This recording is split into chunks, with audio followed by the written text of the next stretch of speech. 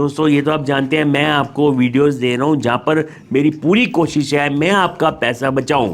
Because हम जो यहाँ पर पैसा लगा रहे हैं किसी भी फ़ोन पे हमें वहाँ पर प्रॉपर वैल्यू मिल रही है नहीं मिल रही है सब कुछ आपको पता होना चाहिए। आपको पता है मेरी सीरीज़ चल रही है जहाँ पर मैं आपको बजट के हिसाब से बताता जा रहा हूँ कौन सा फ़ोन आपको किस बजट में बाय करना चाहिए। बिग बिलियन डे से स्टार्ट किया था, अब दिवाली सेल का टाइम आ चुका है, अभी ये सीरीज़ कंटिन्यू है और आगे चलती रहेगी। आज की वीडियो में हम बात करने वाले हैं बिल्कुल अपने बेधड़क स्टाइल में कि आपको अंडर 30,000 अगर आपका बजट है 25 से 30,000 तो आपको किस फोन में इन्वेस्ट करना चाहिए, वहां पर आपको क्या एडवांटेज मिल रहे हैं क्या कमियां मिल रही हैं सब कुछ आपके साथ में शेयर करूंगा। इससे पहले मैंने आपको बताया था अंडर 25,000 कौन से फोन बेस्ट हैं, वो आप चेक कर लेना, डिस्क्रिप्शन में आपको लिंक मिल जाएगा। आज की जो ये लिस्ट है ना ये सभी यूजर्स को ध्यान में रखकर बनाई गई है क्योंकि कोई है जिसको गेमिंग चाहिए, कोई कैमरा वाला है, कोई ऑलराउंडर वाला है। ऐसे में आप समझ पाएंगे कि आपके लिए कौन सा फोन परफेक्ट रहेगा। जैसे कि हमारा आज पहला फोन उनके लिए है जिनको एक गेमिंग के लिए फोन चाहिए लेकिन वो चाहते हैं अगर वो 30,000 के आसपास पे कर रहे हैं बाकी चीजें भी टॉप क्लास की हों, तो ऐसे में आपके लिए iQOO Neo 7 एक अच्छा ऑप्शन रहेगा। 27,000 के आसपास ये फोन आपको मिल जाएगा। इस फोन का एडवांटेज है Dimensity 8200 जहां पर आप गेमिंग बहुत बढ़िया कर सकते हैं। साथ में आपको यहाँ पर जो एक्सपीरियंस होगा ना इस फोन को यूज करने का वो भी एक ऑलराउंडर की तरह ही होगा। लेकिन यह है कि यहाँ पर कुछ अलग से मतलब कुछ ऐसा नहीं है कि आपको फोन हाथ में लेते ही लगे कि हाँ हमने नेक्स्ट लेवल फोन हाथ में लिया है। फील वगैरह नॉर्मल आएगी लेकिन जो डिस्प्ले क्वालिटी है, कैमरा क्वालिटी है, गेमिंग है, वो सब यहाँ पर टॉप क्लास का है। स्टीरियो स्पीकर्स वगैरह भी आपको यहाँ पर मिल जाएंगे, बैटरी चार्जिंग एकदम सब कुछ सॉर्ट आउट है। तो गेमर्स के लिए ये परफेक्ट चॉइस रहेगी। हमारा अगला फोन अब उनके लिए है जिनको एक ऐसा फोन चाहिए जहां पर क्या है ना एक्सपीरियंस कमाल का हो, चाहे परफॉर्मेंस नेक्स्ट लेवल ना हो।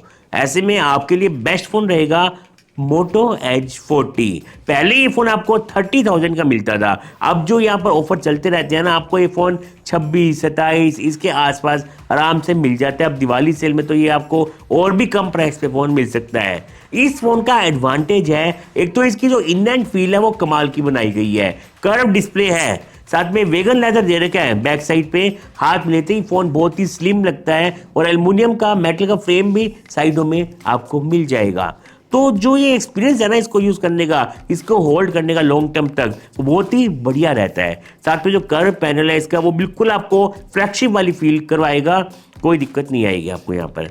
और साथ में Dimensity 8020 इस फोन में अवेलेबल है। 7 लाख के आसपास आते हैं यहाँ पर OnToTo बेंचमार्क स्कोर्स जो कि अच्छे हैं, कोई दिक्कत नहीं है। लेकिन अगर आप हार्डकोर गेमर हैं, स्पेशली गेमिंग के लिए आपको फोन चाहिए, गेमिंग की चुल है आपको, तो ऐसे में यहाँ पर आपको उतना मजा नहीं आएगा लॉन्ग टर्म तक गेमिंग करने का, क्योंकि जब आप यहाँ पर लंबे टाइम तक गेमिंग करेंगे फोन थोड़ा ये हीट जनरेट करेगा। बिकॉज फोन स्लिम में काफ़ी है, हीट थोड़ी यहाँ पर ज़्यादा जनरेट होती है। इसको अगर आप एक्सट्रीम लेवल पर यूज़ करते हैं या फिर यहाँ पर आउटडोर में जाकर आप फोटोज वगैरह क्लिक करते हैं, ये चीज़ आपको माइंड में रखनी है। हाँ, कैजुअल गेमर आप हैं, एक नॉर्मल यूज़ के लिए बहुत बढ़िया फ़ोन चाहिए जो दिखने में प्रीमियम लगे, एक्सपीरियंस अच्छा हो, तब ये आप ले सकते हैं। अगर मैं आपको इसके कैमरा में कुछ कमी बताऊं तो थोड़े बूस्टेड कलर ये कैप्चर करते हैं, तो इस चीज़ को थोड़ी इंप्रूवमेंट चाहिए। और डिस्प्ले में जब आप कुछ प्ले करेंगे तब भी कलर्स आपको थोड़े बूस्टेड लगेंगे। थिंकशील सिक्योरिटी यहाँ पर है, यूआई बहुत स्ट्रॉन्ग है, क्लीन है, कोई एड्स का ब्रोटर का फालतू का पंगा आपको नहीं मिलेगा। IP68 सर्टिफिकेशन भी है, पानी में डुबो दो फोन को, फोन सरवाइव कर जाएगा। अगर गलती से पानी में गिरता है तो दिक्कत आपको नहीं आएगी। तो ये जो फीचर्स दे रखे हैं ना ये आपका एक्सपीरियंस इनहेंस करते हैं किसी भी फ़ोन को यूज़ करने के लिए। मेरे ऑफिस में यूज़ हो रहा है ये फ़ोन, तभी कह रहा हूँ मुझे अच्छा लगता है फ़ोन। ये काफ़ी टाइम से यूज़ करने के बाद ये मैं आपको ओपिनियन बता रहा हूँ। थोड़े बग्स आते हैं जिनको मोटोरोला को थोड़ा ध्यान देना पड़ेगा। कई बार कुछ चीज़ें ऐसी देखने को मिल जाती हैं जो थोड़ी अजीब लगती हैं, चाहे जेस्चर्स का बीच बीच में बंद होना हो या कोई मतलब नोटिफिकेशन पैनल में बग आना हो, थोड़ा यहाँ पर मोटोरोला को ध्यान देना पड़ेगा। वैसे बढ़िया पैकेज है। दोस्तों आपको मेरी ये सीरीज़ अच्छी लगती है, ये जैसे कि 6th एपिसोड है इस सीरीज़ का, तो आप सब्सक्राइब कर लेना, मोटिवेशन मिलेगा मुझे आपके लिए ऐसा और कंटेंट बनाने के लिए जिससे मैं आपका पैसा अच्छे से बचा सकूं। तो सब्सक्राइब करके बेल आइकन प्रेस कर दो ताकि मैं जैसे ही न्यू वीडियो लाऊं आपको नोटिफिकेशन मिल जाए। अब एक अल्टीमेट कंपैरिजन पे काम चल रहा है जहां पर आपके बड़े बड़े डाउट क्लियर हो जाएंगे कर्व डिस्प्ले को लेकर। कई नए फोन आ चुके हैं 20 से 30 में, एक मस्त वाला कंपैरिजन हम करेंगे, उसके लिए भी सब्सक्राइब कर लेना। और कोई भी डाउट हो आपको तो आप मुझसे कमेंट्स में पूछ सकते हैं। सब्सक्राइब तो आप करते नहीं हो, वीडियो रेगुलर देखते हो, ऐसा काम मत करो। अगर आपको वीडियो अच्छी लग रही है तो सब्सक्राइब भी करके जाओ, थोड़ा मोटिवेशन दो आगे बढ़ने के लिए। आपका साथ होगा, हम साथ मिलकर एक नया गोल हासिल करने में कामयाब होंगे। सब्सक्राइब करो, हम आगे बढ़ते हैं वीडियो। बाकी अगर आपको कम प्राइस पे चाहिए एक सैमसंग का स्मार्टफोन और आपका बजट है 25-26 हज़ार के आसपास, तो ऐसे में आप चेक करना ऑफलाइन मार्केट में आपको सैमसंग गैलेक्सी A34 सस्ता मिल जाएगा। 25 तक आराम से मिल सकता है, ऑनलाइन भी 26 के आसपास ये फ़ोन मिल रहा है। देखो अगर आप ये फ़ोन देख रहे हैं ना, आपको मैं कह सकता हूँ ये सैमसंग का इस टाइम पे इस प्राइस पे एक बहुत ही अच्छा स्मार्टफोन है। नए फ़ोन आए थे ना, उनके सामने भी मैं आपको ये फ़ोन रिकमेंड करूँगा। नया आया था एक सैमसंग F54, उसकी जगह पे मुझे आज की डेट में भी ये फ़ोन ज़्यादा प्रैक्टिकल लगता है उसके सामने। हाँ एक चीज़ है तो उसकी बैटरी अभी बताता हूँ आपको मैं। अब यहाँ पर एक तो बिल्ड क्वालिटी वगैरह ठीक है, मतलब प्राइस के हिसाब से प्लास्टिक बिल्ड है, लेकिन यूज़ करने में सही लगेगा फ़ोन आपको। डिस्प्ले क्वालिटी अच्छी है, एमोलेड डिस्प्ले है, 120 हर्ट्ज का रिफ्रेश रेट आपको मिल जाएगा। Dimensity 1080, One UI, no security, बढ़िया पैकेज है। बस यहाँ पर कैमरा क्वालिटी है ना, वो आपको सैमसंग वाली देखने को नहीं मिलती है।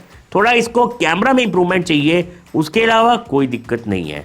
अगर आपको बेस्ट कैमरा फोन चाहिए सैमसंग का, तब तो यार देखो सैमसंग F54 25 में वो भी मिल जाएगा आपको। वो ज़्यादा बेटर कैमरा आपको ऑफर कर रहा है उस प्राइस पे। फ्लिपकार्ट पे फ़ोन अवेलेबल है, 6000 mAh की बैटरी मिल जाएगी। पर दिक्कत ये है वहाँ पर एक्जीनोस का प्रोसेसर है, जो कि कुछ टाइम तक आप यूज़ करेंगे ना आपको थोड़ी दिक्कत वो दे सकता है।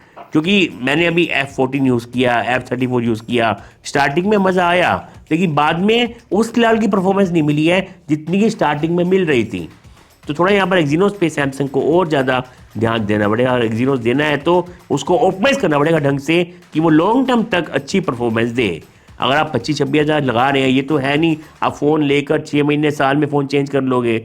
लॉन्ग टर्म तक बंदा फ़ोन को यूज़ करता है, तो ऐसे में पैसा वेस्ट ना हो, इसलिए थोड़ा इस चीज़ से बचना पड़ेगा आपको। और अगर आपको सैमसंग का ही फ़ोन चाहिए और कैमरा भी बेस्ट चाहिए, तब आपको 30,000 तक पे करना पड़ेगा। 30,000 के आसपास आपको मिल जाएगा Samsung Galaxy S21 FE 5G। इसका जो 888 वाला वेरिएंट है ना, वो सस्ता हो जाता है। मतलब बार बार कभी आपको महंगा दिखेगा, लेकिन वैसे दिवाली सेल का बैनर लगा हुआ है, आप देख रहे हैं, यहाँ पर फिर से इस फ़ोन को सस्ता कर दिया जाएगा। अब इस फ़ोन का क्या है ना, एक ये कंप्लीट पैकेज है सैमसंग का। 30,000 में मैं कहूँगा ये एक बेस्ट फ़ोन है अगर आपको इस रेंज में कोई फ़ोन बाय करना है तो। पहली बात, इन एंड फील बढ़िया है, स्लिम फ़ोन है और यूज़ करने में फॉर्म फैक्टर वगैरह इसका अच्छा लगेगा आपको। वायरलेस चार्जिंग से लेकर एक मस्त वाला डिस्प्ले, एमोलेड पैनल है 120 हर्ट्ज रिफ्रेश रेट के साथ, और ये प्रीमियम वाला एमोलेड है, इसको आप बजट से कंपेयर नहीं कर सकते हैं। ये चीज़ माइंड में रखना। 50,000 का फ़ोन लॉन्च हुआ था, आप सस्ता करते करते ये 30 तक इसको ला रहे हैं, तो आप समझ जाओ कैसी क्वालिटी आपको यहाँ पर मिलने वाली है। और S21 FE 5G एक्जीनोस वाला कितना पॉपुलर था फ़ोन, अब ये वहाँ पर जो एक्जीनोस की दिक्कत थी ना, वो यहाँ पर 888 है, तो लॉन्ग टर्म में आपको यहाँ पर दिक्कत नहीं आएगी। बढ़िया प्रोसेसर है। हाँ गर्म ये भी होता है थोड़ा बहुत, और गर्म वो भी होता था, बाद में आकर उसमें दिक्कत आई थी, गर्म होना स्टार्ट हुआ था वो फ़ोन। तो ऐसे में वो तो चीज़ें सेम है, तो वो थर्मल के लिए तो यार दोनों में ही एक जैसी चीज़ें हैं। अगर आप ज़्यादा एक्सट्रीम लेवल पे यूज़ करोगे तब आपको थोड़ी हीटिंग देखने को मिलेगी। बाकी अगर आपको वैसे गेमिंग करनी है, गेमिंग की परफॉर्मेंस अच्छी आपको मिल जाएगी।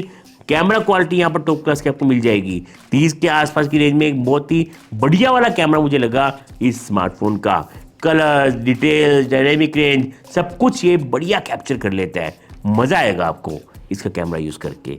साथ में नो सिक्योरिटी और प्रीमियम वाला One UI तो यहाँ पर आपको मिलता ही है। तो ये मैं आपको फ़ोन फुल्ली रिकमेंड कर सकता हूँ।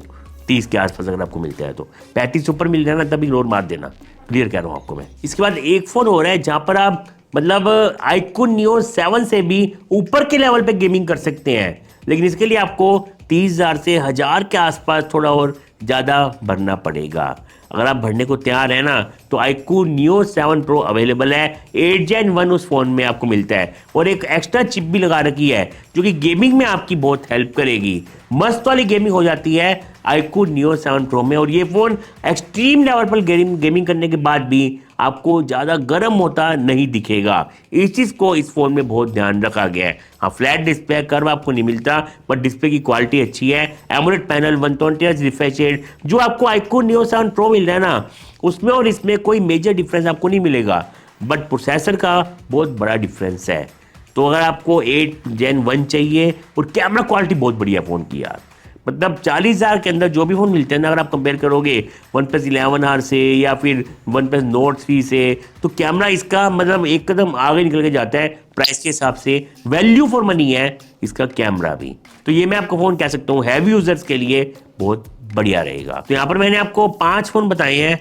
मोटो H40, जिनको एक बैलेंस फ़ोन चाहिए, एक्सपीरियंस कमाल का हो, उनके लिए बेस्ट है। iQOO Neo 7 कम प्राइस पे गेमर्स के लिए ये मस्त फ़ोन है और ऑलराउंडर एक टाइप का मैं इसको बोल सकता हूँ। इसके बाद सैमसंग यूज़र्स के लिए सस्ते में सैमसंग A34 बढ़िया पैकेज रहेगा आपके लिए। और एक ऑलराउंडर सैमसंग का फ़ोन चाहिए जहाँ पर आपको सब कुछ बढ़िया मिल जाए, तो वो S21 FE 5G 888 वाला आप 30,000 के आसपास बाय कर सकते हैं। और एक हैवी यूज़र के लिए, एक्सट्रीम लेवल पर गेमिंग करने के लिए अच्छा कैमरा चाहिए आपको लेकिन फ्लैट डिस्प्ले हो तो चल जाएगा, iQOO Neo 7 Pro। तो ये कुछ फ़ोन थे जो मैं आपको इस रेंज में रिकमेंड कर रहा हूँ। मुझे ये उम्मीद है कि आपको कुछ ना कुछ तो हेल्प मिली होगी इस वीडियो से। अगर आप 25 से 30,000 कहीं पर लगाने वाले थे तो हेल्प मिली है। वीडियो को लाइक करो, शेयर करना दोस्तों के साथ। हम मिलते हैं किसी और वीडियो में।